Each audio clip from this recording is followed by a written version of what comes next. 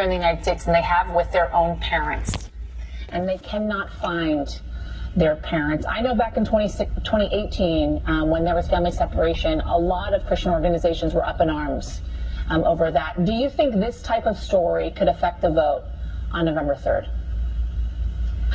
I'm not sure. I mean, I would hope so. I think this is a story that obviously breaks my heart. It should break the heart of everyone, especially evangelicals. Scripture is so clear with us about how we should handle refugees, how we should handle orphans, and it's not really an option for our faith to just turn a blind eye to these kind of things. I want to read for you some polling here. There was a recent Pew Research poll with white evangelical Protestants, 78% of them voting for Donald Trump. White non-evangelical Protestants, 53%. White Catholics, 52%. You have said in this New York Times profile that you are voting for Joe Biden. Why?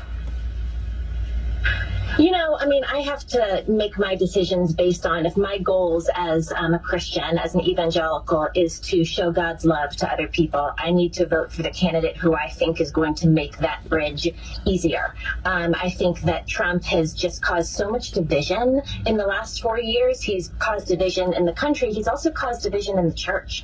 And it's just something that I think has actually really given the evangelical church a bad name. And I think we were kind of hanging on by our a string anyways. And so for me, what's valuable to me is teaching others and showing others about Jesus. And I think that the policies and the character of Biden just aligns more with that. So some of the Christian voters that I've spoken to that are voting for Donald Trump have said they're voting for him because of the Supreme Court. They voted for him back in 2016 because of the Supreme Court. They're voting for him now because of the Supreme Court and because of their views on abortion. How do you, as an evangelical Christian, reconcile your views on abortion with voting for Joe Biden?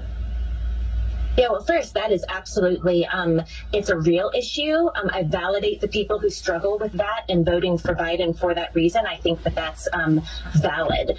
For me, pro-life does not just mean life inside the womb. Pro-life means different things as far as what we just talked about at the border. Healthcare, poverty, homelessness, all of these things show that for me, if you're going to be pro-life, you've got to be pro-adoption and pro-foster care. And I do wish that the Democrats would value life inside the womb more, but I wish that the Republicans would value life outside the womb more. So I just don't think pro-life is, anti-abortion, pro-life are two different things. So the Pope actually, in a documentary, called for the passage of civil union laws for same-sex couples. How big is this for Christians worldwide? You know, I saw that briefly about 30 minutes ago. I'm really not sure how it'll affect the evangelical community. I think the evangelical community, for the most part, will really come out against that. I know that for me, my job is to love everyone, regardless of their sex, their orientation, their race.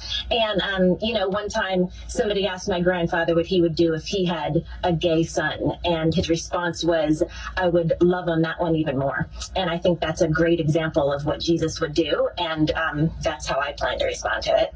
All right, Jerusha Duford, thank you so much. Great to talk to you this afternoon. That wraps up things.